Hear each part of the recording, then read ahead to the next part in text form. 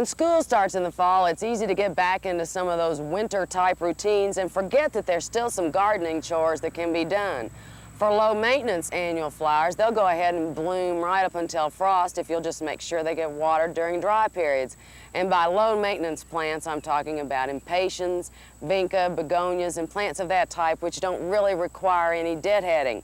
Now, plants such as this salvia will produce bloom for a much longer period of time if you'll go in and periodically remove those declining blooms.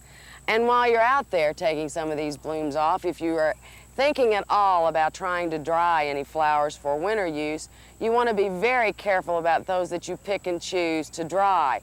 If you get something that's a little bit mature or over the hill, it won't dry and it won't hold its color.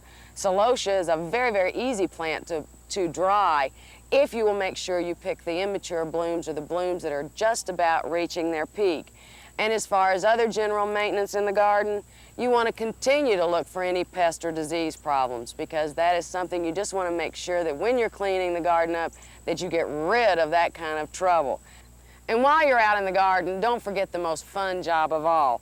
Be sure you go through and weed those flower beds. If you allow some of those weeds to go to seed, then all you're doing is laying down a seed bed for next summer, and you'll have more problems than you had this year. I'm Sharon Bale, Extension Horticulture Specialist, UK College of Agriculture.